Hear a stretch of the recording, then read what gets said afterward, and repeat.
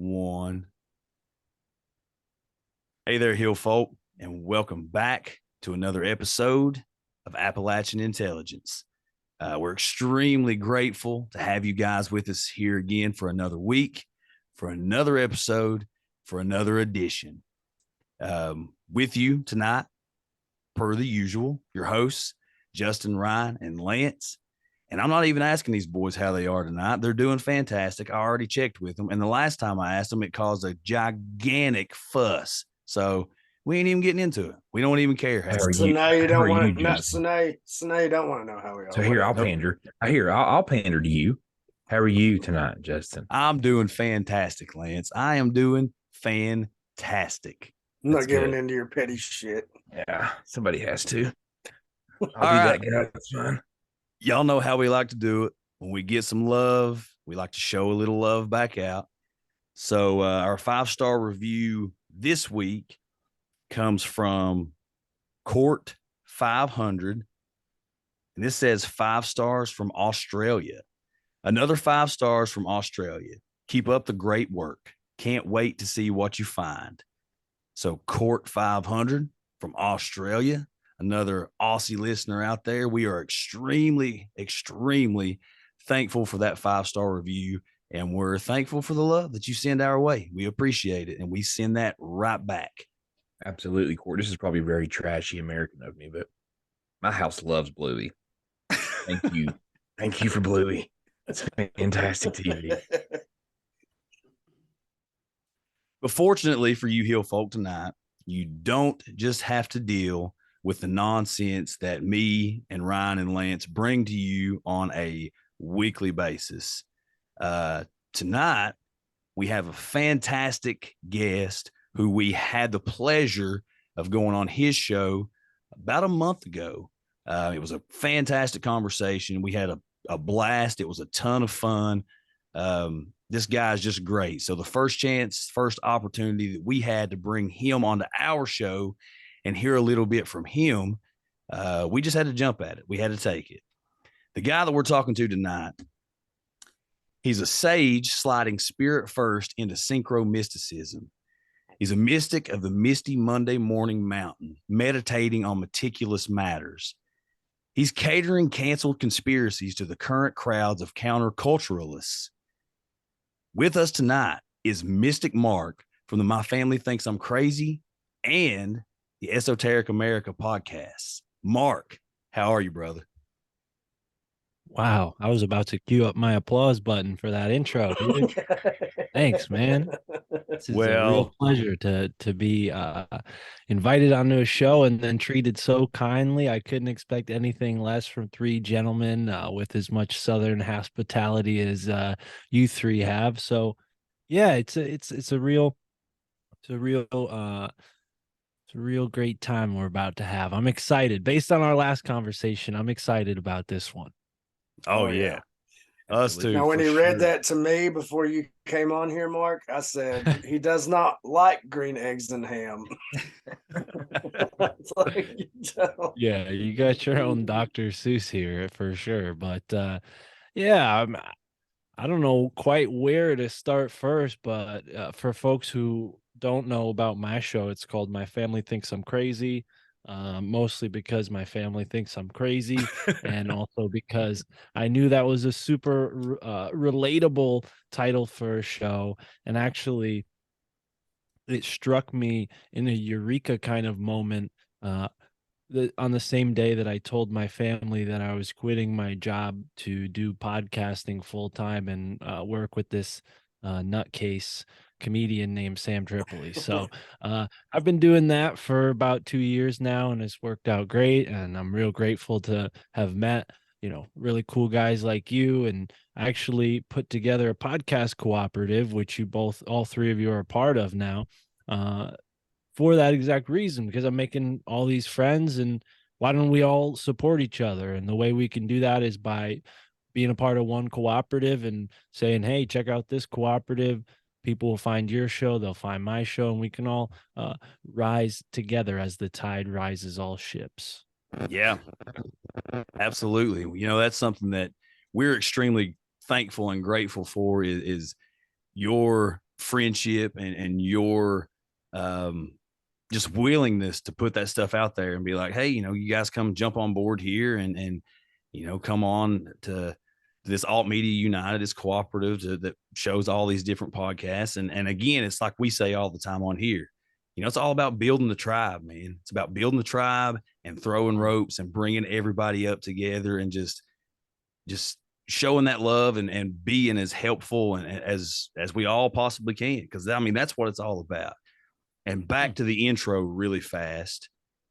It doesn't even come close in comparison to the intro that you gave us when we came on your show. When that dropped and I heard that intro, and for anybody that hasn't listened to our appearance on Mark's show, my family thinks I'm crazy. Go back. First off, shame on you. But secondly, you at least have to go listen to that intro, because when I heard that, I was in my truck, I was pulling into work, and I literally had goosebumps. I had chills listening to that intro. And I was like, for a split second, I thought, you know what? I'm not even going into work today. I'm going and finding this freaking treasure. I love that, man. Well, thank you. It's a lot easier to do it in post. I mean, here you are doing the introduction right before my eyes, so that's a lot tougher than what I do.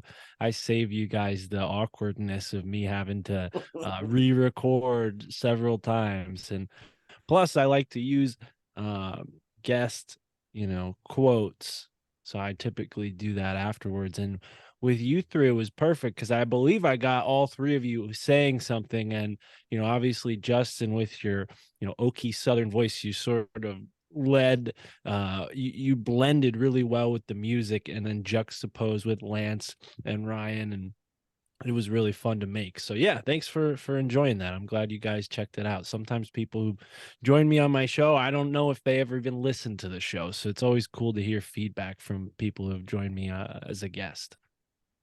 Yeah. Oh yeah. We loved it. We absolutely loved it. Sorry, folks. My voice has been really, really nutso for the last little while. So if I start getting a little scratchy or hoarse or not my usual self, just look over that. Mark's going to do most of the talking anyway. And we're getting into that right now. So, Mark, obviously we have you on here because you're super awesome, but there's also a part of the Appalachian Trail that runs through your home state of Connecticut. I think 52 miles or so runs through, and the Appalachian Trail runs through it. It's Appalachia, baby. That's what I'm saying. Yeah. So wow. Before we jump into what we really want to get into as far as your research and your the product of the digging that you've done around your own hometown, which I greatly recommend that each of you out there listening needs to do, because there's weird everywhere. Being as we're more of a paranormal, weird, UFO, cryptid, all the weird stuff out there kind of show, have you personally had any paranormal or spiritual based experiences in your life? Yeah, that's an interesting question. Sorry, I gotta switch my camera around real quick. There we go. Now I'm a little closer to you guys. Yeah, no, unfortunately not. When I was real young, I remember like learning about all this stuff from a book called Ripley's Believe It or Not. And I think that may have maybe like jaded any chance of me seeing anything, because I was looking for it whenever I went in the woods. I'd be thinking about Sasquatch, or if I was in a weird place, I would think about ghosts and get a little spooked. So I always sort of chalked it up to my own mind generating that fear. So in a way, I didn't personally experience it separated from me, but I have generated my own weird, spooky kind of things. And I think the more you lean into this, the more life throws you curveballs. And I'll give you an example. So behind me, I have a book over there called uh, The Book of Magic by Aleister Crowley. And he's somebody with quite a weird reputation and, done a lot of questionable things in his lifetime. And 5 or so years ago, I was curious about, you know, what exactly his magical knowledge amounted to. So I went right to what looked like the main source, which was his book of magic. It's his fourth book or in some series, and it's huge. It's like 600 pages and hardcover. It cost me $100, which is probably the most I ever spent on a book at that point in my life. Anyways, I bring this book into work of all places because I was working at a cafe, and I'm thinking, oh yeah, between drinks and whatnot, I'll just read this book here and there. And I was doing that like normal. And this guy walks into the cafe, doesn't order anything, and he sits down. He opens up a little pocket Bible, hotel Bible, and he sets up two little candles on the table, not with like a lighter, but like electric candles, like you flick a switch at the bottom and place them on the table. So he's over there performing some kind of seance, and I'm like, what the heck is going on? I see from the corner of the cafe like something weird is going on, and he's scribbling in between the lines of the Bible, which, that's heresy in my book. Like, you don't do that. So I told him, I said, hey man, I don't know what you're doing, but you can't hang out in this cafe unless you buy a coffee. I didn't say anything about his weird seance, but I thought that would, give him the hint, like, hey, cut it out. So he got a little upset with that, and he came over to the counter and he said, do you know who I am? I said, no, I don't know who you are. And keep in mind, this guy could have been homeless based on the way he looked, right? So when he said, do you know who I am? I'm thinking like, the guy who's been sleeping in the dumpster? Like, no, I don't know who you are. And he says to me, I'm the grandson of Charles Manson and the great grandson of Aleister Crowley. And I was like, now I'm like jaw dropped because I have Aleister Crowley's book like under the counter, not in view for anyone to see. So I'm like, how on the one day I bring this weird book, this like homeless guy who's clearly possessed comes right into the cafe, So that was the last time I ever brought that book to work. And yeah, he ended up buying a coffee and leaving shortly after. But yeah, that's the closest I've come to like a demonic, weird ghost type thing. And yeah, I've done a few podcasts about Aleister Crowley, and I've researched him a bit. He's not my favorite character to look into anymore, but there was a time when I was interested in like, what's this guy all about? So, even though he's dead, I think when you invoke a person like him into your life, it could, bring some weird things with that, some attachments. And yeah, so people should be careful if they're going to be collecting weird books, at least just keep them at home. Yeah. Mark, I've Yeah. got a question. Not to make you dive into Aleister Crowley. That's not what I'm doing. I don't want you to do that. That's This fine. is just during your research, studying of Aleister Crowley, did you ever find any instances of him being in Appalachia or in the Appalachian Mountains? Well, I have a whole book called Aleister Crowley in America, and that's about 600 pages too. So I wouldn't be surprised if he spent some time traveling through, but I don't think so. I know planes obviously weren't, around back then for customer travel, so he must have traveled through the Appalachians at some point, but I don't know. That'd be a good. I believe if he would have stopped there, it would have been a place where he would have written about. I'm not like versed enough to say, but if you look up that book about Aleister Crowley in America, by Tobias Churton, you may find the answers you're looking for. As far as I know, he spent a lot of time in New York City, Detroit, New Orleans, and California. Those are the four places that and he also spent some time in Mexico too. He became a part of the Mexican Freemasons,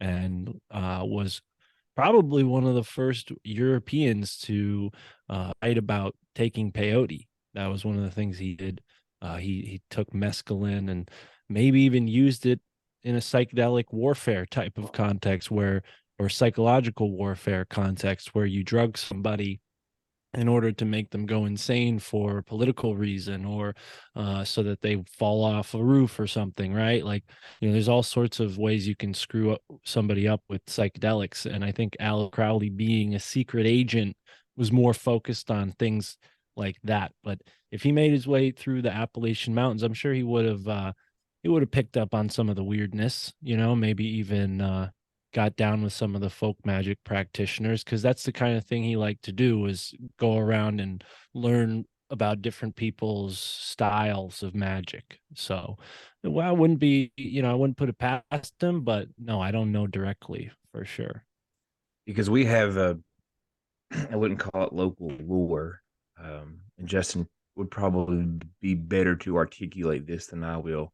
But there is a story that is in our area, more so the Breaks Interstate Park, of him being here, correct, Justin?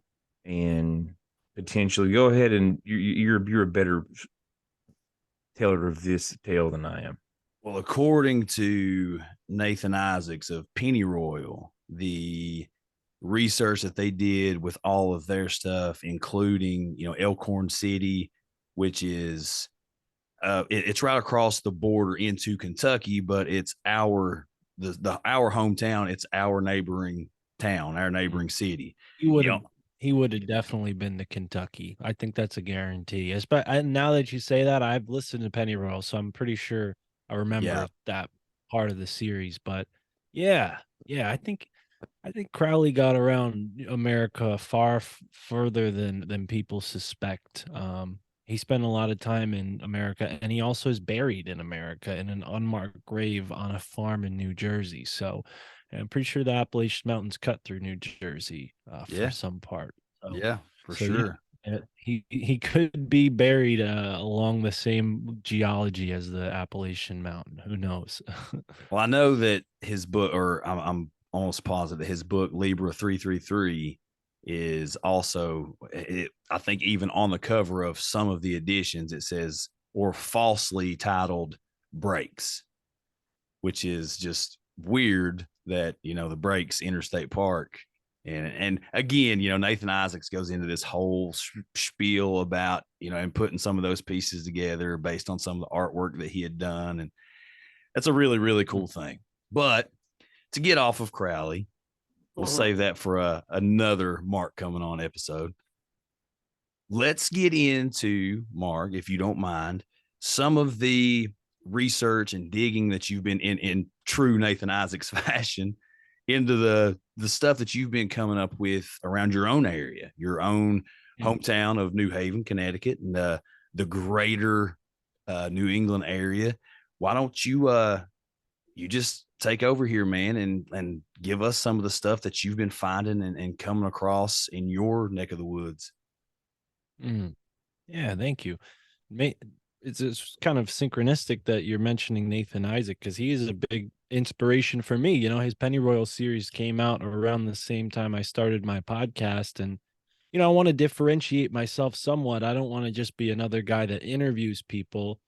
And also, if you're a guy who interviews people like me, you might not have that much to say when you go on another podcast. So in order to correct what I think is an error that some podcast hosts make by just being a sort of interviewer instead of a researcher themselves, I said, well, where can I specialize in my own backyard? I mean, I'm not going to go and specialize in some new subject that I don't know a single thing about. Let me start with what I've already been focused on, which is what exactly is going on in New Haven. And really, I can't give Nathan Isaac too much credit, because this journey started for me 10, 11 years ago, right? When I was in college and I would skip class to go smoke weed downtown in the center of the green area. And to clarify, I didn't grow up in New Haven. At that point in my life, New Haven was a dangerous city. I would not be sitting here behind this computer if I lived and grew up in New Haven. My life trajectory would be totally different, I'm sure.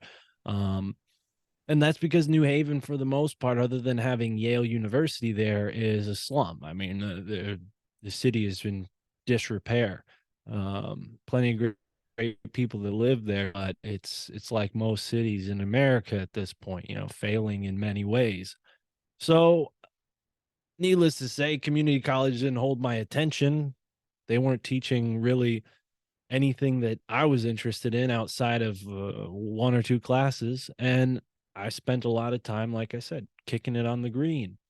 And this green is at the center of New Haven. It's at the center of this grid that the whole city is built around.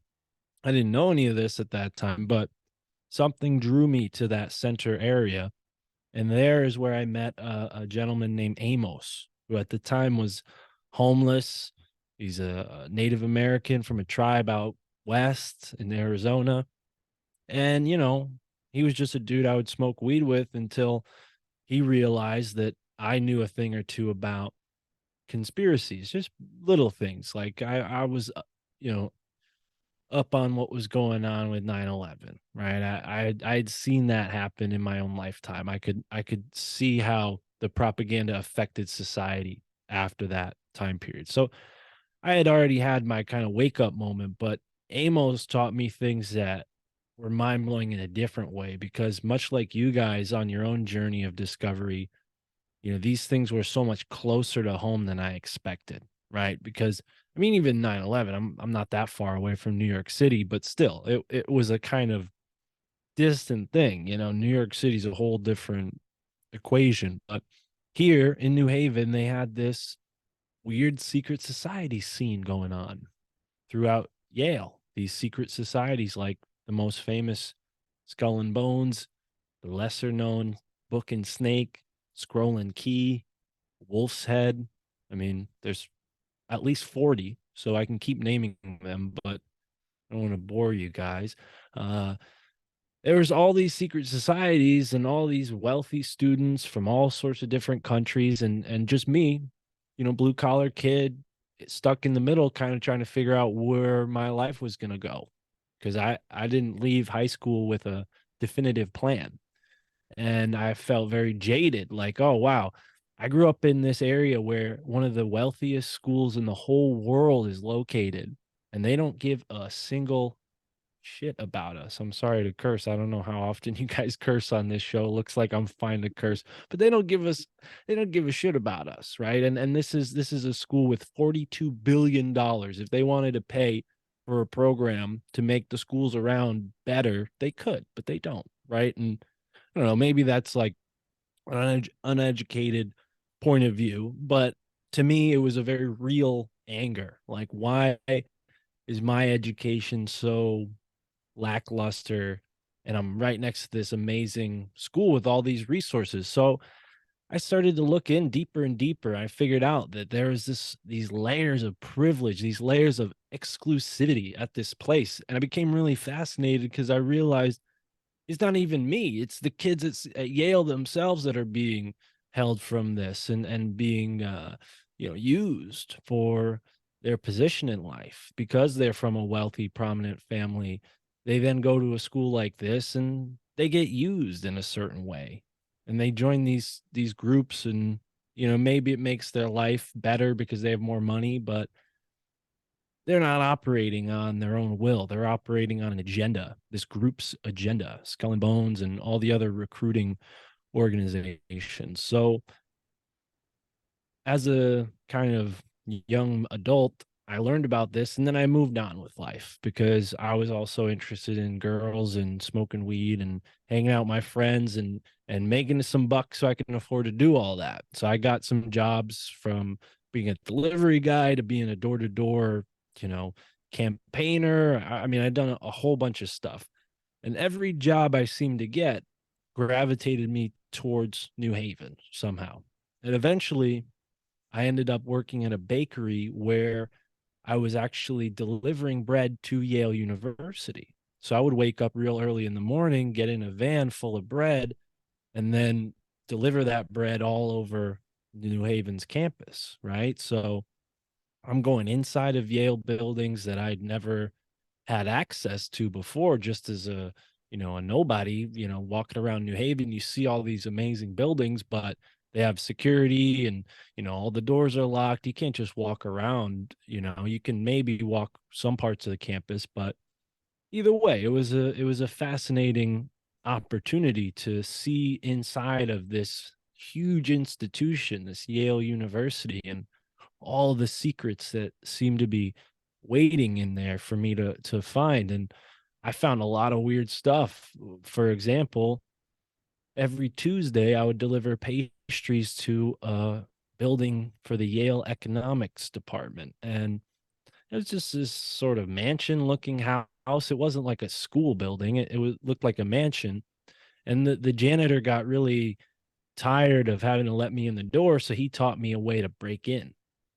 Okay. So every week, every Tuesday, I'm jumping over this wall to go through this door that's never locked. And I got pastries too. So I put the pastries at the front door. I go jump over a wall, come through the building and let myself in. Right. And this is all just like a fun little thing that I do, at 5 a.m. every Tuesday.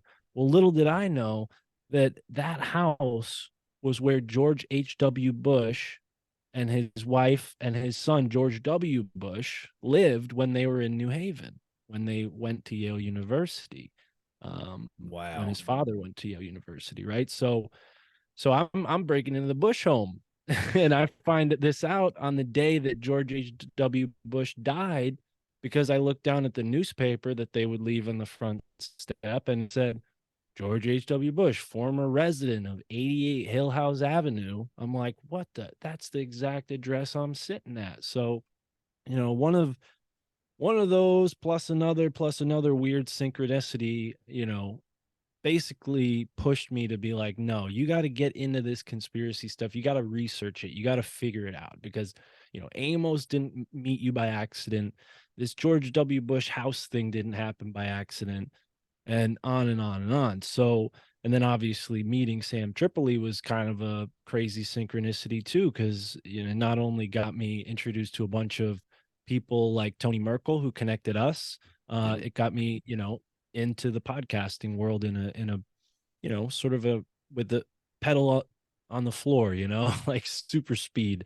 So let's get into the weird stuff that I've found out since I've started researching, because all of that, like, working and seeing weird things here and there, it was very like circumstantial and like here and there. It wasn't until I started podcasting that I had time to actually sit down and like look into this stuff and research this stuff. So yeah, I guess we can begin with the beginning, like the early history. New Haven, as it started, was sort of an outlier colony. There were some pretty wealthy people who were all educated in the Ivy Leagues in England who founded New Haven. So New Haven was sort of upper crust from the start. And they chose a position in between two red mountains, two red trap rocks. And this, to the Native Americans who lived in the area, was the body of a giant. Okay. So Hobomoko was this giant that the Native Americans would pray to, would worship. Not every tribe thought of him as a giant, but essentially he was like a spirit of nature, almost like Pan to the Western folklore. And it had that sort of neutral, sort of dualistic nature where, Hobomoko was someone who could solve your problems. It wasn't necessarily like a benevolent God who wanted to help you, but he could do it, right? He had his own kind of life as a giant, as a god. One of the things that he did was he actually stomped on the Connecticut River and rerouted it. And when you look at the map, you can actually see that at one point in time, the Connecticut River flowed straight down to New Haven. Now there's a river called the Quinnipiac River that's disconnected from the Connecticut River, and that flows into New Haven. But at one point in time, New Haven would have been at the mouth of the Connecticut River very long ago, during a time when the Connecticut River was actually a body of water called Lake Hitchcock. So how did the Native Americans who were there for, according to archaeologists, guesses, only 10,000 or so years. How did they know about this event that possibly took place before that, right? With this giant Lake Hitchcock that was a result of the glaciers melting. Yeah. So all of this is kind of interesting because you have the Native American lore, you have the geologists' findings, and they're both saying the same thing. Furthermore, the giant that stomped his foot and rerouted the river, he killed a giant beaver. Okay, that's one of the stories associated with the giant. He killed a giant beaver, and this beaver's body became another mountain up in Massachusetts, further up the Connecticut River. I don't remember the name of that mountain. I think Sugarloaf Hill is the name of that mountain in Massachusetts. And when you look at it from far away, kind of looks like a beaver's body, and then maybe a smaller hill where its head would be. And both are on opposite sides of the river or this sort of tributary that flows into the river. Now, the giant itself, like I said, his body is a mountain because at one point in time, his brother and him got into a fight with thunderbirds who shot him with lightning and turned him into a mountain. Okay. Yes. So, like, this is what the Native Americans are talking about. It sounds like a Godzilla movie to me, right? I mean, Tech so Godzilla came in and saved him. yeah, well, we'd be looking at a different landscape if that was the case. But the other mountain that's directly in New Haven, because Sleeping Giant's like one town over north in Hamden. The other mountain, that was his brother. I forget the name of his brother, something with an M. He died by being drowned in a river. And, New Haven has this deep sound in its harbor. So at one point in time, you can imagine, like that river flew all the way down to New Haven. Maybe there's also floods that were regular in that area. So it's sort of interesting how native lore, what geologists find, and then even the landscape itself, they're all sort of mirroring each other in this interesting way. And the initial settlers of New Haven had their sort of lion's share of places to pick from, and they chose New Haven. So I don't think that's coincidence that they chose the body of a giant to nestle next to, who knows if they were even aware of that story when they came there. But either way, that's really significant considering that New Haven is Yale University is a giant institution. Not only that, but Yale University's art gallery has a shrine to Mithra that they salvaged from a European mansion from, I think, like 200 AD, where these, wealthy people had a shrine to Mithra in their house.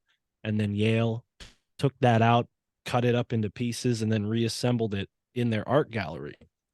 Well, why is that significant?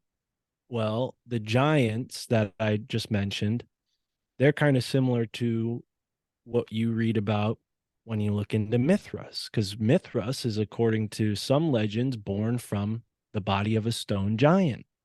So now you have these, Mithra shrines inside of Yale University right next to a stone giant, and you have this skull and bones cult, which possibly, carries some of those Mithraic rituals into the modern age, all happening in this same area. I don't know if that's a coincidence, but either way, there's a deep like story here, and I'm only just starting to piece it all together. And there's several different areas or aspects that I would like to highlight today. I guess we kind of got the background out of the way. But do you guys have any questions before I continue on with like the founding of New Haven? No questions. I'm just loving every second of this, man. Cool. Yeah, that's keep going. yeah. Give No us all question. the details. Yeah, give us all of it. Give us all. Listen, my edibles started kicking in like a while ago, and I haven't zoned out one time. That's how good this is. I'll zone out on these guys at least 4 times an episode. No, I mean, I don't have any questions. I just think that it like you, I don't believe that it's a coincidence that all of these things are kind of tying together in the location that it is, with the mythos of this giant and all this stuff there. Because you look all across just the U.S., the Serpent Mounds in Ohio, the Lovelock Caves and all the native tradition and everything. You look at in that area at all the military bases, Air Force bases, all that stuff. And it brings to question, or it brings into focus, like, people are putting these things around where these old stories come from, where the tales of these giants come from. And obviously I have a certain belief that where these giants kind of come from, that I believe it takes on a much larger spiritual aspect. So when people are kind of looking that direction, I don't think that it's a coincidence. No, I think that it's extremely interesting. Yeah, as soon as you started talking about who actually founded New Haven and then started Yale there and everything, all I could think of was like the first thing popped in my head was Anunnaki. I was like, well, it's be the bloodline of giants right there. Are you sure the edible kicked in 5 minutes ago? Because I think the edible kicked in just then when you said Anunnaki, bro. Well, I have something to share with you guys on my screen. I I think you need to make me the co-host or something. Okay. It's not letting me share my screen. But Let's... yeah, it could be Anunnaki, brother. I don't know. I think when you look at, I'm really glad you actually said that, because it does connect to what I'm about to show you. When you look at megalithic sites, whether it's Egypt, whether it's in Mexico, Central America, South America, Asia, wherever these megalithic sites are, the number one thing that people talk about is how they're aligned to the stars, how they're aligned to different constellations, specifically the North Star. And it's no different when you look at the landscape or the cityscape of certain colonial cities, which is interesting because we're told that these people were, Christians, Bible bearing Christians, right? And I don't know much about like exactly what the Bible says. I'll admit I haven't read it cover to cover, but I don't think they talk about lining your buildings up with the stars. It just seems like that's a little more, esoteric than what's taught in the Bible. Maybe they hint at it, but I don't think there's instructions in the Bible that show you this. So I'm wondering, why exactly are people aligning their cities in such a way? And it's mathematical. So let me explain. You guys are about to see what was the founding plan in 1641. This was like how New Haven got its start with these 9 squares that you see right there. It's very interesting because when you look at the Kabbalah, a 9 square always represents Saturn. Okay. And what's really weird about New Haven is New Haven has the nickname, the Elm City. And the Elm City, an elm tree, has symbolically always been associated with Saturn. So it's double fold here, this Saturnian sort of energy. Now, let's look at the view from the green that I was telling you guys. I was smoking weed over here. Oh, snap. This kind of looks like a pentagram. What do you guys think? I mean, yeah, that's what I saw right off the rip. Exactly. Yeah.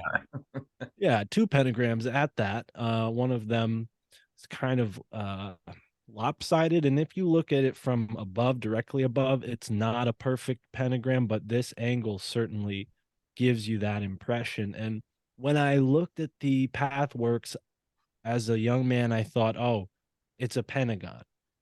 It's a pentagram. It's something like that, right? But then I started to really think about what I just told you with that 9 square grid. And now I'm wondering if the lines are actually stretching outside of the center square and touching the other 9 squares as if to make some kind of code. Because when you look at some of these what they're called are Western mandalas, and I'm going to pull up a book that I have on my USB drive here that'll show you guys exactly what I'm talking about. But there's a tradition in the Kabbalah to create these magic squares and then use them to imbue the energies of a planet. So if they're doing that with just squares, then why wouldn't they, you know, extrapolate that onto the construction of cities in order to get some kind of benefit, right? Saturn is like a materialistic energy. So if somebody were to have that knowledge and wanted New Haven to thrive and prosper as an economic sort of stronghold in the colonies, maybe they would have tried to imbue it with that Saturnian type of energy, right? I mean, nowadays people hear that and they think, oh God, Saturn, Satan, and I don't blame them because there's a lot of weird stuff going on with the Saturn cults historically, and even Skull and Bones. When a Skull and Bonesman is laid down to rest, he's presented with a sickle or a scythe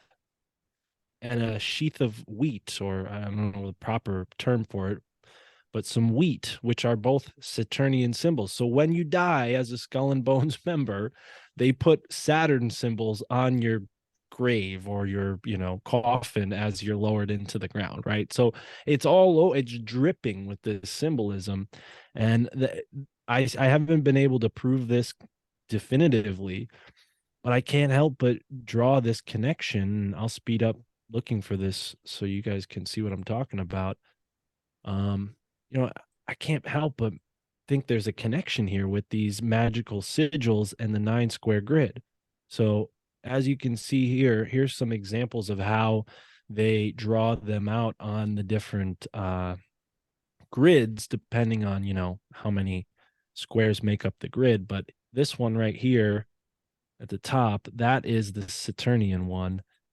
And yeah, you don't really see this exact symbol in the pathwork, but could be alluded to. There could have been a point in time where maybe it did look like that and they changed it. I don't know. I'm really speculating pretty on a ledge with this one, but there's clearly a tradition of this kind of magic going on with numbers, squares, and lines connecting those squares. So what that means for New Haven and its relationship with this kind of stuff, I'm not sure exactly, but the question stands. So you guys can see the slides again, right? Yes.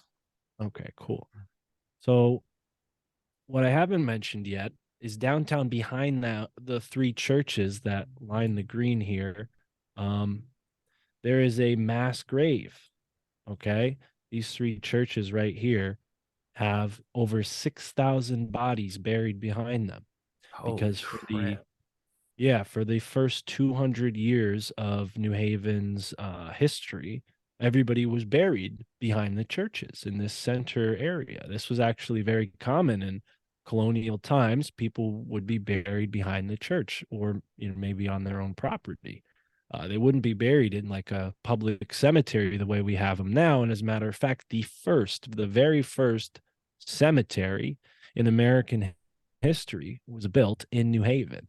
When I say cemetery, I mean the kind that has paths connecting all of the different individual plots. Each plot is separated from each other, and there's usually very fancy types of grave markers for these more prominent cemeteries like the Grove Street Cemetery. So they had to move a lot of these people from the ancient burying ground to their new, what they call the Garden of the Dead. And they called it the Garden of the Dead because it was this, luscious space like they'd never seen before, where people would bury their deceased loved ones. And it reminded them of like a fancy park in London or Paris, the way it was ornamented with trees and bushes and all that. So they called it the Garden of the Dead. But when you consider the location of this new cemetery, especially in relationship to the school and in relationship to the old burying ground, plus the fact that the secret societies, two of them are both on this little road here going to the cemetery, I started to think maybe there's something about this road. I've walked down this road 100 times. It's a one-way road. This path right here is for students only. I mean, you could walk down it; they wouldn't like kick you out or anything, but primarily for students. You can't drive a car down this section of the road. But it's a corpse road. Why is it a corpse road? Well, there's a chapel right over here. And in European history, there would always be a road between the church and wherever the burying ground was.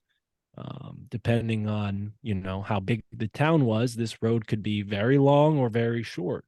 In the colonial days, they didn't have the luxury of doing this because they were all, palisaded into these forts, and the wilderness was scary and whatnot. But in Europe, that they had conquered land long ago. So they had all these, fancy corpse roads where people would see ghosts traveling, after the night of their funeral.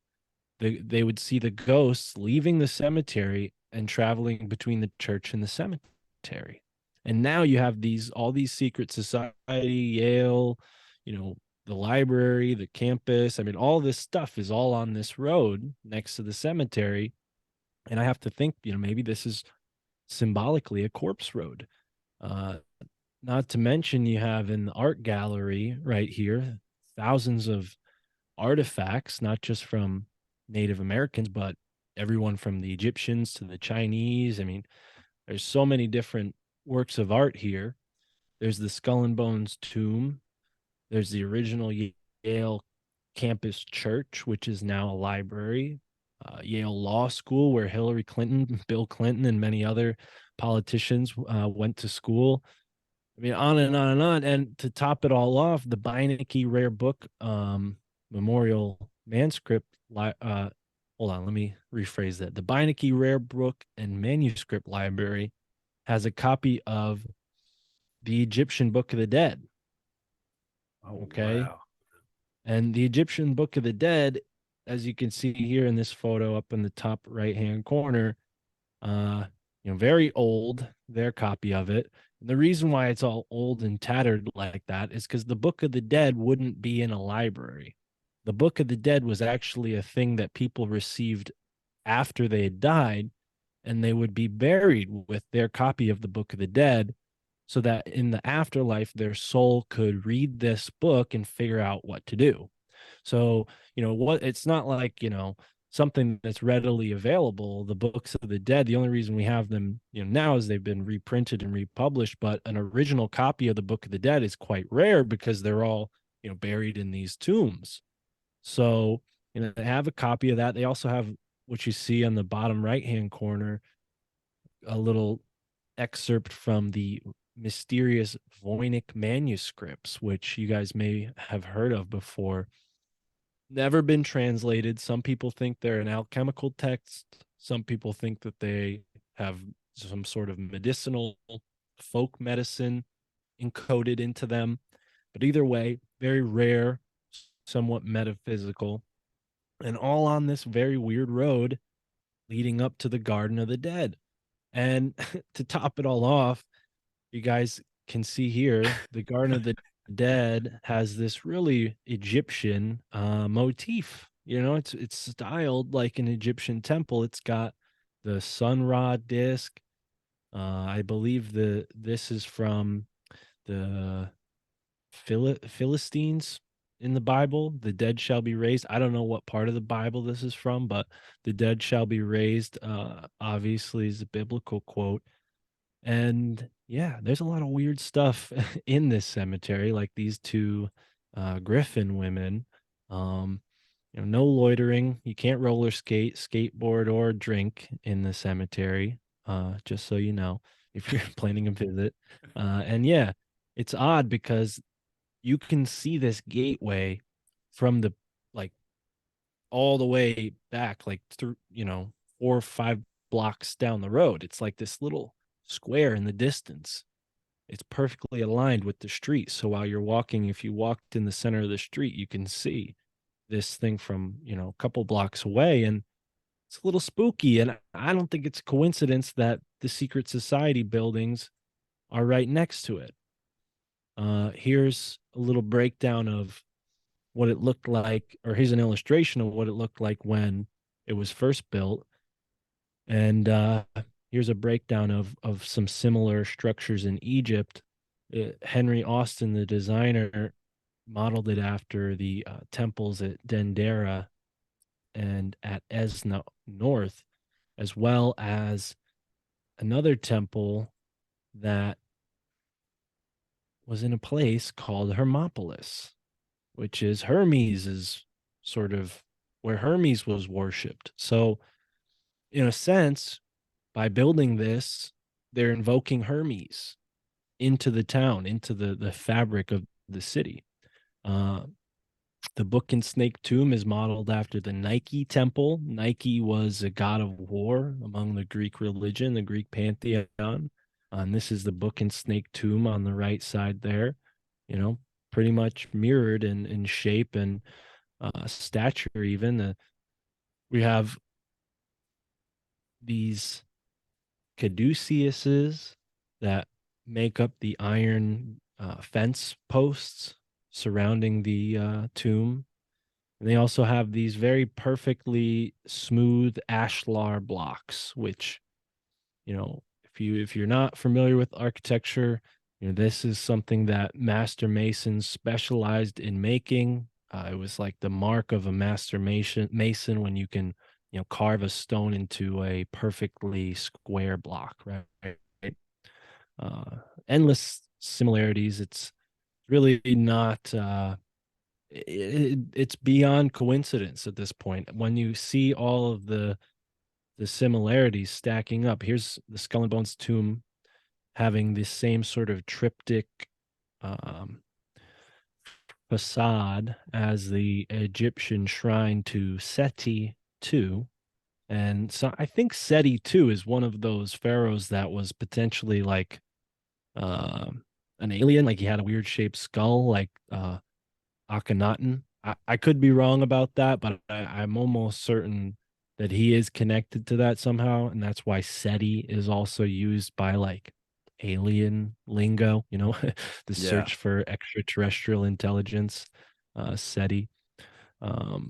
And yeah, it just goes on and on. Here's the Mithra shrine I was telling you guys about. You can kind of walk inside of it like you would if you were going to pray to Mithras. And they also have, of course, the Jurassic revival with this huge, what is this? A Brontosaurus? No, Triceratops, actually. Kind of reminds me of the joke you were telling us before, Ryan. But yeah, there's a lot going on. This is the Peabody Museum you're looking at here, and paleontology was sort of born in this institution. So I don't know where you gentlemen stand on the historicity of dinosaurs, but for people who have their suspicions, well, I kind of think that there's a good reason to be suspicious about Yale and really anything they do. It seems like they have more of a political agenda than anything else. And yeah, I would question these dinosaurs that this gentleman discovered, because he was in a competition called the Bone Wars, where him and a colleague had a race to see who could find the most types of dinosaurs. So I don't know about you guys, but if I'm in a competition with my friends, I want to win, right? And I think he wanted to win too, and possibly that meant compromising his academic integrity in order to make it seem like there are far more dinosaurs than there actually were. So again, I don't know where you gentlemen stand on dinosaurs and how real dinosaurs are, but when we look at these ancient stories of, Sasquatch being this like mythical being, we talk about giants, in the same breath, and it's like, okay, we have Sasquatch today. We have Native Americans who say, yes, Sasquatch is like a real thing. People see Sasquatch. Then we have stories of giants going into the past. We have stories of things like the giant beaver, the woolly mammoth. I mean, these things are tangible in some way. Like we could reach back into our oral history and find stories of these beings. Whereas dinosaurs, I don't know. I'm not, again, I'm not a complete like throw all the dinosaur stuff out the window guy, but I definitely think that when you consider who pushed paleontology onto the masses, it might be some questions there as to how true all that is. I mean, now they tell us that they don't look like reptiles; they actually look like birds. So, Yeah. See, Ryan, I told you 3 weeks ago. Big museum, it's all fake.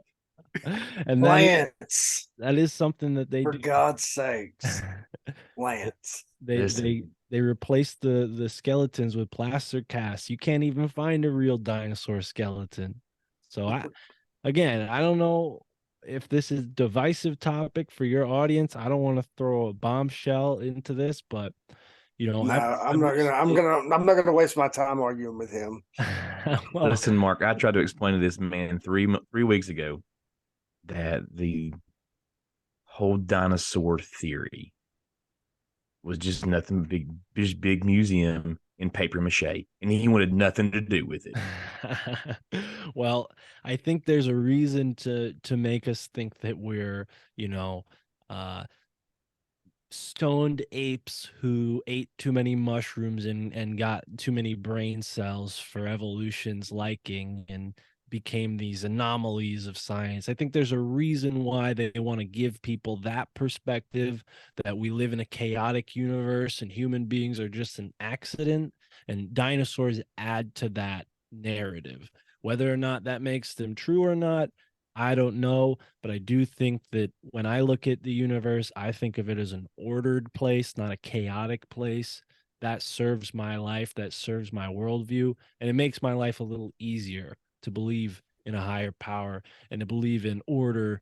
And, I think scientists, as smart as they are, the more they teach us, the more chaotic the world gets. And you see things like chaos theory, chaos magic, string theory, they're actually talking about it in these terms and trying to give people the impression that we live in this, fragmented chaos of, anomalies that is so unique that, well, if we fuck it up, it's no big deal because it's one in a million. It's, to me, I think it's our history is more precious than that. And I don't know how much dinosaurs truly fit into it. I think if anything, dinosaurs were a little bit more like what we see depicted as dragons. Me too. Because That's where we I'm have at. we have far more dragon mythology, and stories of that kind of stuff than we do evidence for dinosaurs. Now, I will say there is that one weird carving of people riding dinosaurs in Cambodia. There's, I think, an Angkor Wat on the walls there, and Angkor Wat was only discovered 200 years ago. Before then, it was completely covered by rainforest and forgotten about. So, it could be possible that the first people to find it went in there with the stone chisel and hoaxed some dinosaur carvings. I mean, sure, maybe that's why those are there. Or maybe dinosaurs were real and humans were alive with the dinosaurs. That puts it in a whole nother perspective, right? Maybe they don't Yeah. want you to know that humans and dinosaurs coexisted because, then that would add some truth to the biblical stories that say, like, yeah, God created all these freaking things that didn't really work out the way he thought they would. So he killed them all with a flood and left us there because we were the most honorable, or whatever the story is. Clearly, I'm not a biblical scholar. I've made that point clear. It was It's pretty close close. enough. That was pretty close, Mark. That was pretty dang close. But I think that's part of it. And you look at the guys who founded New Haven, and they were a weird persuasion of Christianity. Okay. They believed in the final days being right around the corner, and God's judgment was right up on their hind legs, like breathing down their neck. So they even believed in this thing that was like ordained wickedness, where God actually wanted certain people to be evil in order to push his will forward. So some of these elites that we now talk about doing all these satanic things today, maybe they're just a part of this like weird offshoot of Christianity where they thought like, okay, we can bring God back if we act like the devil, you know?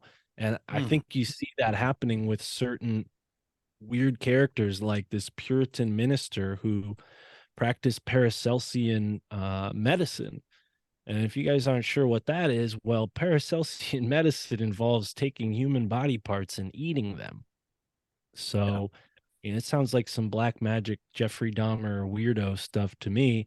And yeah, that was going on here in New England, maybe not specifically just New Haven, but it definitely had an effect because, Yale is a huge medicinal sort of warehouse now. They pump out all kinds of doctors from their school. So, we are kind of focused in that way with the higher learning centers. And all the way back to the colonial days, the first governor of Connecticut was an alchemist. Okay. His name was John Winthrop the Younger. He was one of the first members of the Royal Society, and he was a practicing alchemist. And back then, you were, governor or, a lawyer. I mean, you were kind of a jack of all trades, right? So practicing medicine was a part of your duty as a statesman. You had to take care of your town. And he was always figuring out all these different concoctions, healing alchemical concoctions to try to rid people of the illnesses that they had. And even, fast forward a little bit to like the 1800s when they were getting tuberculosis, they would take body parts from deceased people, light them on fire, and then prescribe eating the ashes to somebody who was dying of the tuberculosis, because they didn't know what tuberculosis was. Obviously, they thought it was something to do with like a spiritual evil. And the only way to get rid of that was to find the person in the ground who is dead, like, siphoning this energy off of people. You had to like harm them somehow, cut their head off, light it on fire, and then eat the ashes in order to stop them from being a vampire, right? So, I mean, you want to talk about weird paranormal folklore, like New England's chock full of it. And most of the time people just talk about the witches, which in Connecticut, we only had eight witches get tried. And after 3 of them were hung and 5 of them escaped, John Winthrop the Younger put an end to the witch trials because, well, he wasn't present when that happened. And when he came back from London and got back into the position of governor, he was like, hey, everybody, like, I know a thing or two about magic, and what these witches are doing is not magical. So let's just all calm down. And the witch trials pretty much stopped in Connecticut after that because he had some sort of occult knowledge where he was actually, and people didn't call him a witch because he was using the magic to heal them. So they were okay with certain types of magic. You see, that's the part that people don't understand when they look at New England history and they see the witch trials. They think everybody was afraid of magic. No. They were afraid of certain people practicing magic. They actually encouraged people to do magic. They thought of it as a godly thing to practice magic. Like God, you were actually like, making God happy somehow by figuring out his secrets, right? Which, I don't necessarily disagree with that. I think there's a lot of geniuses in the world who have amazing skills, then they'll say themselves like, yeah, this is a gift from God, So I don't necessarily discount that. And I think that's a big part of American history that gets neglected is this New England Yankee sort of gumption of like, figuring it out and putting a little elbow grease into it. And all the Yankees left and settled the West, so they're not quite like that anymore here, but we were for some time until we all left. I mean, my parents, they come from immigrants, so I'm not involved in genealogically in New England's history that much, but it's been fascinating to sort of piece this all together. And I know I kind of just went on like an hour-long rant there. So if you guys have any questions, I could probably like hone in on some details, specifics. I No, wouldn't every I bit of wouldn't that was awesome. necessarily I wouldn't necessarily call that a rant. I would call that an extremely informative and super Yes. weird lecture from Professor Steeves. That's what I would call that. Thank you. Oh, I don't know how many professors wear Marlboro merch, but yeah, I appreciate that. Only the Only cool the ones. best. That's exactly. Oh man. Well, now Yes. one thing that I mean, it's not real. Well, I guess it is kind of a question. You said this giant that we're going all the way back to the giant was Hobo Moko. Hearing that, and I know that this is coming from probably the native tongue. It's native folklore, so they're giving this guy's name. But like when I first heard you talking about that, the first thing I thought of was what is it? Hockomock Swamp? Is that what it's called? Hockomock Swamp? Hockomock Swamp? That's probably the same. I wouldn't be surprised if that's the same root word, because there's a couple different variations of Hobomoko, and a lot of the tribes in New England shared some similar like language traits with the whole eastern seaboard. Maybe it stopped around like Virginia, then it starts to get a little bit more diverse, and you got like the people from Alabama who kind of have their own thing going on. Florida as well had a bunch of tribes that just stuck around in Florida, but a lot of the from Virginia to Maine, those tribes, a lot of them worked together and shared and traded and did things. So I wouldn't be surprised if Hobomoko is named, like his name has made it, into other languages and got retranslated. What's the scoop with that swamp? Is there weird stuff going on there? Yeah, if I'm not mistaken, I could be here. But I actually watched a little. It was like a little doc or whatever about the Bridgewater Triangle. I don't know. That's in Massachusetts. It's actually Oh, really okay. close. If I'm not mistaken, I'm thinking you're talking about something near you our way. guys. No. I was talking about Oh still up yeah, your this is way. this is named this is directly named for Hobomoko. And that's the problem, when Europeans came, they didn't have the best ear for the native words. So a lot of Yeah. times Hobomoko got, I say it like Hobomoko sometimes, but it's also like you pronounce it Habamako or hob, and hob, that comes from hobgoblin. Oh Maybe not snap! from the for Yep. the natives, but hob in European, that's hobgoblin. I don't know if you guys have ever seen this movie, Quatermass in the Pit, but it takes place in London. It's like weird scientist, physics professor guy has to, solve this like mystery, and it ends up being this like alien spaceship that's buried in under London in this place called Hobbs End. And Hmm. Hobbs End is like, they talk about it in the movie like, oh, this is Hobbs End. Like for hundreds of years, people have noticed weird things going on here, devils walking around and stuff. So yeah, I don't think it's an accident that the hob, that kind of word has like a parallel, because Native Americans had been trading with Europeans way before Columbus. We didn't even get into this yet today, but one of the things I recently learned about, a friend, podcast listener, sent me a article about a place like 3 towns over where there's a 5th century church carved into the rocks. Okay. 5th century. So that means in 400 something AD, they say that some people from the Mediterranean sailed over here and probably were lost, probably didn't have enough people to like make an actual settlement and survive, but they were there long enough to like carve these like symbols into this stone, and they had clearly what looks like some sort of religious altar or like a church basically in the woods.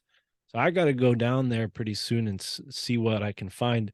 But yeah, there's so many like lost connections to the old world, and we're given this impression that, oh, Columbus, he found it all, and after him that's when everything changed. And really, like, it's so much deeper than that. Like, you guys probably know about the Templars and Scott Walter and what he's been researching with Oak Island. Like, that all happened way before Columbus, right? So if the Yeah. Native Americans up that way have been trading with the Norse, the Scandinavians, right, Vikings and whatnot, even, who knows? Like, they could have had like European languages that are at the root of some of their languages. Yeah, absolutely.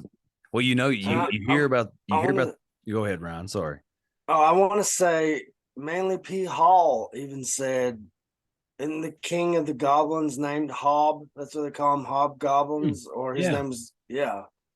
Yeah, that's the weird thing with Hobomoko and Hob, and I didn't really put that together until you said that. But the Bridgewater Triangle is weird too, because there's stories about goblin type creatures coming out of that swamp and trying to lure people into the swamp. There's a story, they call them Pukwajis, but I don't know. This is a little bit different than the Pukwaji, because the Pukwaji is like a dwarf, like a little person, like maybe even like what we think of as fairies, where they're like miniature but like human proportioned.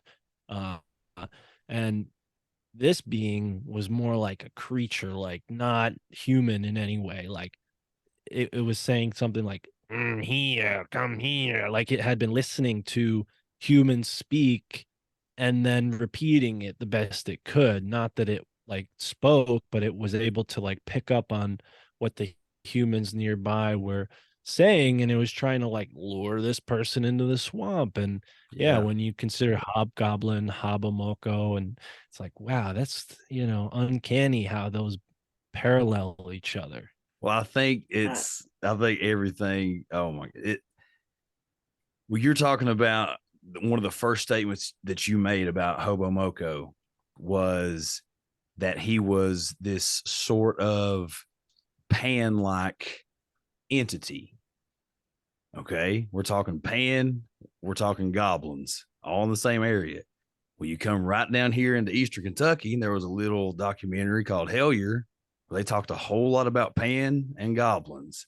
We're looking, it's like, no matter where you go, you find these entities, these spirits of the woods, these all encompassing to the people that worship them and looked at them in that time. And you see a lot of the same traits and comparable weirdness that's going on in stories and folklore and sightings and all the way, from ancient times to present day. So, I mean, I think that's, and Hob, especially like in the old British folklore, Celt, Scots Irish, all that, Hob was a slang term for the devil. Well, what do we talk about with the description of the Christian devil? Well, it was Pan. And I might be mistaken, but I'm pretty sure either Pennyroyal or Hellier had H.P. Lovecraft make his way into the show somehow. Like, he was mentioned. And what's interesting is, in a movie made by John Carpenter called In the Mouth of Madness, an author is writing a horror novel that takes place in a fictional town called Hobbs End. And the author goes missing, and this guy is hired to find the author. The author's name is Sutter Kane. So the guy, to his disbelief, realizes that Hobbs End is not a fictional place, but it's an actual town in New Hampshire. Okay. And he drives up to New Hampshire. And what's weird, I think Chris Knowles said this, or maybe Recluse said this, but that's the same place that the fictional movie takes place in, is where Ghislaine Maxwell got caught when she ran away to New Hampshire. Okay, so we're going to throw her into the mix too here. But this whole movie is about this author who's writing a book that's becoming true as he's writing it. And what the detective who goes to look for him realizes is that he's the main character in this freaking book that the guy is writing. And all the stuff that the guy's writing about is happening to him. And the whole world's involved, and people are losing their minds, and reality is literally collapsing in on itself. It sounds a lot like what people talk about happening with AI, right? So Yeah. I think it's kind of weird. And also New Hampshire has a history of weirdness going on. It's also in the Appalachian mountain chain. And yeah, the White Mountains up there, they have a lot of weird stories. The weirdest story that I've ever heard from that area is a stone that the Native Americans talk about that eats people. If you stand on this stone, a hole opens up and you fall through it and you're gone. Okay. That sounds a lot like a portal to me, right? I mean, Yes. so that might be in New Hampshire somewhere based on what this legend says. And, there's all sorts of stories of, like, again, stone giants being the actual mountain itself, some sort of being in the mountain. Maybe Bigfoot is associated with this creature. Maybe the goblins are associated with this creature because it's like the green man, the Pan, the man of the woods. It's physical body is the environment itself, and it can manifest inside of it what it wants to, just like your body is an environment. And if your body needs more white blood cells, well, it's going to make more white blood cells. What if this being is so massive and is so interconnected that it can, like, generate beings in its belly and these, like, Bigfoot come out of the caves, and they're literally like holograms because they're not really there. They're like a part of the forest that's correcting for what's going wrong, just like your white blood cells correct Yeah. when you have bad bacteria or viruses in your body. So Dude, I could yeah, totally man, I could totally get down with that. That's so crazy because literally the last episode we dropped, I was talking to this elderly lady, the sweetest lady that you'll ever meet. And she's a well-known, what we would call in this area, she's a well-known granny witch. I mean, she practices Appalachian folk magic. She is as devout a Christian, Bible-believing, God-fearing woman as you'll ever meet.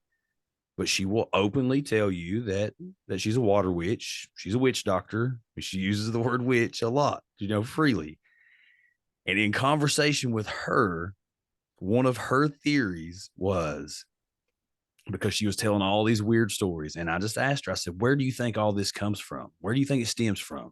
What do you think is the origin for all this weirdness? And she said, well, I'll tell you, honey.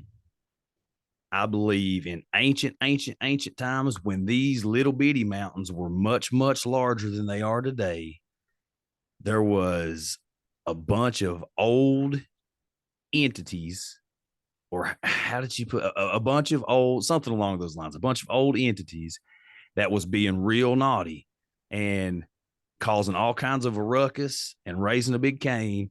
And they sent them, they shipped them and imprisoned them over here in these giant Appalachian mountains at the time.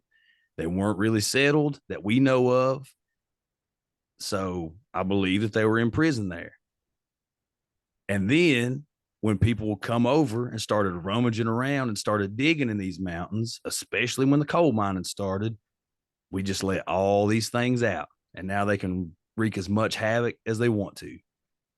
So, I mean, just with her theory and talking about that, and then you talking, what if it's not so much that these mountains were a prison? What if these mountains are part of these entities, or it's a wild thought process, man. well, if she says that, I feel more comfortable saying it, because yeah, I mean, there are definitely people on this planet, on this earth, who have a deeper connection, a more in tune sense for these kind of things, and yeah, as bad as their reputation may be, I think witches are some of the more in tune people, depending on how you stand on that whole subject. I mean, some people still to this day deride people like that because they're afraid, and I think the only reason that we've been taught to fear that kind of power is because it's something that you can't control. And if you don't if you don't take that power responsibly, it will control you. And that's kind of the danger even of looking into this stuff and going down these trails, is like if you stare too long into the abyss, it starts to stare back at you and maybe even reach its cold hand out and pull you in, like like in that movie In the Mouth of Madness. Not to give anything away, you should all watch that when you get a chance, because yeah, it's connected, man. I think some people have different approaches. Like my buddy Nick Hinton, who I think you guys have spoken to on this show before. He's a good dude, and his book, his most recent book, is kind of his battle with this, right? And I'm not giving anything away here. I just kind of want to promote my friend, because I feel like he did look into the abyss, and the book that he's put together, I don't think he's formally released it yet, but it's soon to be out. It kind of deals with this struggle of like, wanting to dig into this information, but also realizing where this information is digging into you. Yeah. So yeah, you don't want these things to burrow into you and follow you home, so to speak. Well, and I think that's the scary part of it, is because, in doing what we do and in trying to gain as much knowledge and it's no secret, I'm extremely open about my faith as a Christian on this show. I'm extremely open about that. And I try to look at everything that's going on from a biblical standpoint. But like we talk on here a lot of times, the modern day church and their idea of the supernatural and the paranormal and all that stuff, they just poo poo it all away. When the Bible's the most supernatural book you'll ever read in your entire life. I mean, it's full of the supernatural. So, with all that, there's a lot of times that when just me in particular, and I'm the only person that I can speak for, when you start looking into these things, or when you start researching demonic entities, or even Pan, for instance, when you start looking at some of the witchcraft and the occult and Crowley and all of these different things, there's a constant battle going on. There's a constant war of how deep do I dig, how deep do I dive, what do I do with this information other than just learn it so I can understand that. But it's one of those things, and I can see it in my own time spent in research and looking into these things. I believe, obviously, I believe these entities are real as me and you sitting here. But I believe that that's kind of the temptation that they throw out there, is they want you to become obsessed. They want you to, they're dangling this carrot on a stick in front of you, and they want you to reach out and grab it and take a bite and hold on, because it is interesting. It's all extremely interesting to know that there's this kind of power and magic and all this stuff out there. It's an easy road to go down and get hunkered down there and not let yourself come back up for air if you're not grounded in why you're doing what you're doing. I've told Ryan a couple times. I even told my edibles wife. help too, though. Yeah, I was having a conversation with my wife, and I was telling Ryan about it. I told him, I said, man, it's a really good thing that I am as strong in my faith as I am, because I believe I could get real witchy real quick. Well, yeah, you got to walk both paths in a kind of way, like in a sense, to understand what's out there. I don't know. I feel like as you said, the Bible is supernatural in itself. And just the same way that having that Crowley book in the cafe attracted that weirdo, I think having the Bible on your bookshelf can attract some pretty good things in your life, you know? So, and I have a Bible. I have a lot of books, but I do have a Bible. So, you know, it definitely, the presence is felt. You know, I can't say I've read it cover to cover, but the presence is felt. Yeah, for sure. I mean, and that was where, you know, we were talking about the Giants. I told you that was where my interest peaked, you know, Mm. right from the get go. Um, me myself, I would call Hobomoko a Nephilim. That's just me. That's me speaking. I think that's a product of a fallen angel and a human. Yeah, it could be. There's even been you know, giant skeletons excavated in Connecticut. So, you know, maybe not quite as big as we're told Hobomoko was, but up to like 10 feet tall skeletons being found along the Connecticut River. And yeah, it's a place with a long history. You know, there's even a guy who was found buried in a suit of armor as if he was like a knight from Europe.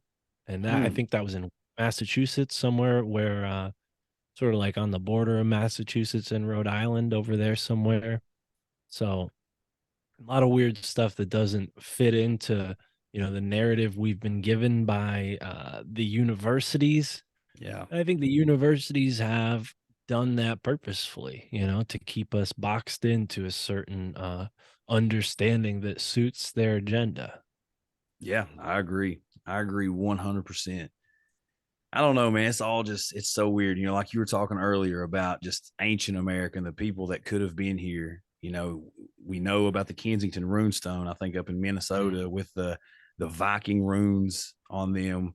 You know, you hear a lot of, especially in our area and farther south down into the Carolinas and Georgia, you know, you hear about these stories of the moon-eyed people. You know, we did an episode on that you had this group of people that were extremely pale skinned with these blue eyes and big heads and spoke Welsh.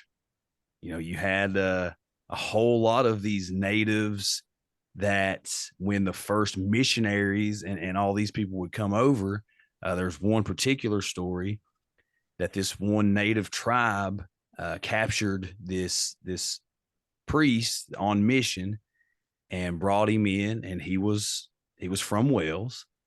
Brought him in and set him down in front of the chief. You know, in he was totally in bondage. He thought he was getting ready to be executed, and the chief sits down in front of him, and the chief has blue eyes and starts speaking to him in a tongue that sounds a lot like Welsh. And then when he found out that this priest was from Wales, he lets him go. You know, he actually incorporates him into the tribe and they start learning from each other, but eventually lets him go on his merry way. So you hear a lot of these stories of these, you know, and even going all the way farther back than that. You hear about a lot of the lost tribes of Israel, you know, coming over, and there's just so many possibilities of people civil being here in America and creating these civilizations. And I'm not saying that, oh, well, white man was here first and blah, blah. I'm not saying any of that. I believe that a lot of the United States of America was a lot like it is today. I believe there were a lot of different ethnicities. I believe there were a lot of different cultures.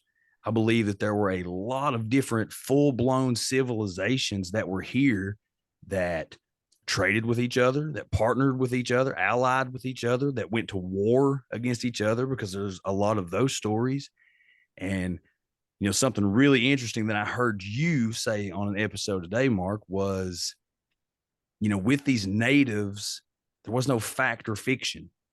Their folklore was just that. It was them passing on stories and tradition and oral history. So Mm. could they have been fabricating some stuff? Yeah, absolutely. You know, we all do. Mm.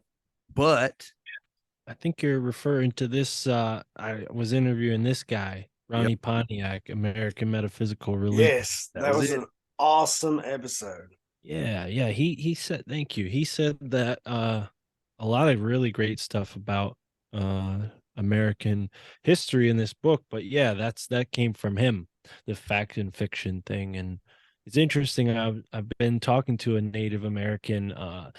I've had like 8 or 7 conversations with him on the podcast, on the Patreon.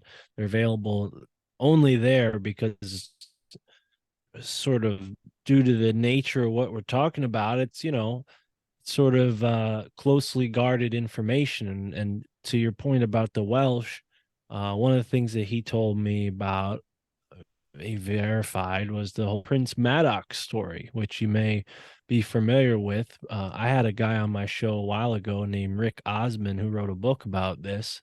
um, and it's basically the story of Prince Madoc from 1100 AD, who sailed across the Atlantic Ocean and made his way up the Mississippi River and possibly died in America. So, yeah, there was a whole expedition of Welshmen that traveled into America at some point. I'm sure some of them survived and had children and preserved their ways in some tribes, and that's why you see those kind of encounters with the Mandan Welsh Native Americans. Another thing that Lauren Jeffries told me, he's the Native American I was referring to, is that the Chinese made their way up the Mississippi in BC, around 300 BC, and they actually may be responsible for the loss of the mound building culture, and the fact that the mound builders were all gone when the colonists, European colonists, showed up, because they were wiped out with some sort of smallpox that the Chinese had recently contracted in their own history. You can go back and see around the same time they went over and did this expedition, which was secret. Only the king knew about this. It was around the same time that they had their first smallpox outbreak. So, yeah, there's a theory that the mound builders were discovered by the Chinese, and maybe purposefully or maybe accidentally, infected with the smallpox. And yeah, who knows? I mean, that was so long ago. It could be that there was a point in history where maybe the Chinese dynasty took over another dynasty, and they said, screw that last dynasty, get rid of everything they ever accomplished. And that's why we don't know about this kind of thing. I mean, I'm not a Chinese historian. I can't tell you, what happened after the Hu dynasty, but I think that's what it was, the Huang dynasty that sent the ships over to discover the Americas, right? Before Yeah. any Europeans had ever drawn a map of it, besides maybe the lost tribes. I mean, that's an older theory too, that was kind of popular among the colonists. But yeah, it's interesting. There's so many different theories, and archaeologists for the most part just think of all of them as horse crap. But I think that's just because they've been given horse crap, and that's all they know. Yeah. That's all their schools teach them, is this sort of very limited, narrow view of history. Well, it's like in all things, there's a narrative there that they are they're gatekeepers of, and they will die on that hill of whatever that narrative is. And if anybody comes along and questions that narrative, well, you're a problem. We gotta get rid of you. We gotta do something about this. And I just think, I don't know. I think we've lost so much history because of these narratives, these gatekeepers, these people that are just so steadfast in, nope, it has to be this way because this is how I learned it, and my dad learned it, and my granddad learned it. And instead of just looking around, just looking at the world around you, I mean, these things can't get in the places that they are and be of runes. Just don't show up in Minnesota and we say, oh, well, somebody must have hoaxed that, or these natives somehow just started carving some stuff into the I mean, it just doesn't happen like that. It's not specific. I don't know, man. It definitely is. It's all so interesting. And I think that, every time we sit down here, no matter who the guest is or where they're from, I think what we learn is, there's enough of the weird no matter where you're at. Obviously, New England, where you're at, has its whole stigma of the paranormal and the supernatural and all these, like you said, the secret societies. That's where a lot of those stem from. Appalachia, Central Appalachia, where we are, of course, there's a stigma there, but I don't think it matters where you look at on the globe. There's weird stories and there's weird folklore and there's weird encounters. And the coolest thing for me is how you start to make comparisons amongst all of these different things, all of these different areas, all these different cultures, all these different people groups. You start finding all of these comparisons. And that's when I look at it and say, okay, we're really onto something. Because if my thoughts and beliefs, and there's these entities behind these things that are going on, well, they're going to be in a lot of places. They're going to have a whole lot of people working for them and under them and around them. So I don't know. It's all interesting, man. It's all really interesting. Indeed. Yeah. I gotta agree with you there, man. Mark, this has been an absolute blast. Is there anything this else? Is fucking great, man. Yeah. Is there anything else about, your area, what you're coming across, your plans to look into? Anything you want to share before we jump out of this thing? Because we don't want to leave anything left, on the table. Well, I mean, we've got I'd you love to here. come back. Yeah, I'd love to come back and join you guys again sometime in the future, because there is a lot to get into. And, in the meantime, stay tuned into Esoteric America. We just did a whole 4 episodes on just Connecticut, sort of in general, because it's a small state. We were able to just do the whole state, but we wanted to focus mostly on New Haven County. So we might go back to Connecticut, but we've covered everywhere from Baudette, Minnesota, Anderson, Indiana, the Etowah Mounds down there in Georgia. I don't remember exactly which town we talked about in Georgia, South Carolina. So we got a pretty big list now, 20 episodes of different places we've been to, and we're going to keep that going. Next place we're looking at is either Washington State, somewhere in Washington State, or somewhere in California. So that'll be where we look to next with Esoteric America. But when we do talk about your boys next to the woods, we're gonna invite you on the show, hopefully to go deep on all of what you've found. And yeah, I'm excited to keep learning. Like you said just then, Justin, there's so much to look for, and it's not all in one spot. It's distributed evenly across the whole world, and America seems to have a lot more of it than other places, because for the most part, our history is pretty recent, right? I mean, the Native Americans did a pretty good job of keeping this place kind of in harmony, for lack of a better word. Maybe there were some crazy monsters here that existed from the ancient past that they just sort of let be. And now that we're here, we're kind of like, no, we don't like that. We got to make cities, and we got to make roads in between. And if there's anything weird in between, well, we got to take them out, right? So I think that's sort of what we're reconciling with right now, is that we can't quite, turn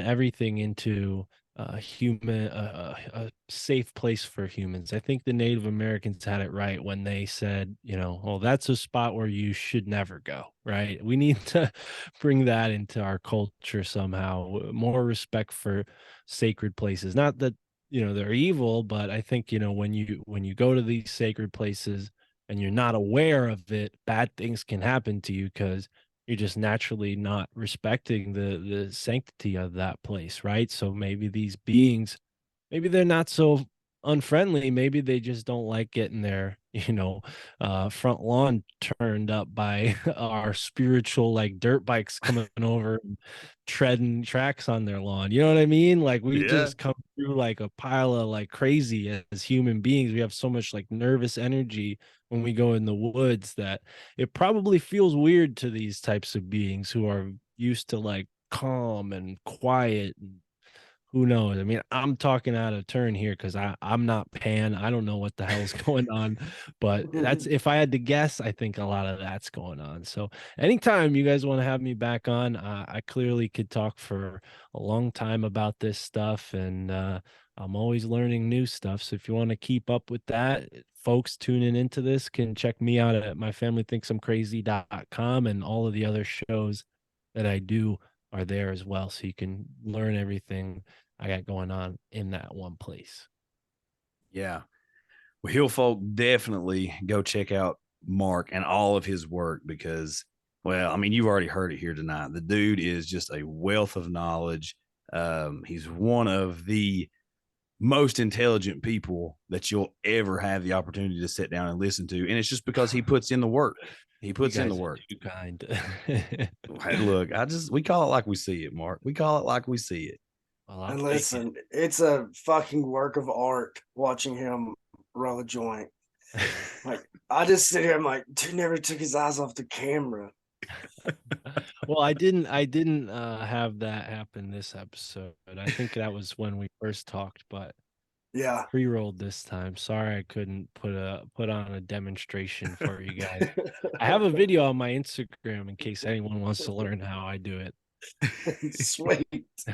So definitely go check out Mark's Instagram too. Go follow him on there and learn how to roll the perfect joint. Yes. I'm going to watch that. Right As always, want to show love to our Patreon members. So I'd like to give a shout out to Katie Lakomsky, Maynard W., Keith Bryant, Marksy, Kenneth Bailey, Mr. Beard, The Amazing Rando, Troy, Fido, Outlaw 441, Richard Meadows, that's Dick Meadows, Devin, Brett Elder, and Ty Becca. I hope I said all those names correctly. I know I got Dick's name right. Nobody grows them like him. No, we do appreciate all of our patrons, all you kinfolk out there. We definitely do. We still will never understand why you want to pay to hear anything that we have to say, but we'll take it. We love you for it. Well, we loved you before it, but we love you even more now because of it. Yeah. But no, and everybody y'all, else a little bit less. yeah. That's the way you made that sound. Well, it is what it is. But no, definitely, Marcus, has been a blast, dude. We appreciate so much you coming on here and hanging out with us over on AI. We'll definitely have to do this again at some point. This is going to have to be like a quarterly meeting that we sit down and just hear what's new from Professor Steeves. Yeah, or we'll go back and forth. I mean, you guys could come back on my show anytime you have something new that you discovered. I love to hear about it. So yeah, let's do it. Let's keep it flowing. Was definitely. That a didgeridoo? In the background? No, that was a motorbike. Oh. Yeah, I live pretty close to a main road, so you hear that if you got a good ear sometimes. Oh, we were just watching an episode of Survivor. Oh, okay, yeah. No, Hill Folk, definitely go check out Mark's stuff. We appreciate you so much for joining us again. We appreciate Mark for coming on here. Lance, Ryan, love you boys. Love you and mean it. Hill Folk, until next time, we'll see y'all later.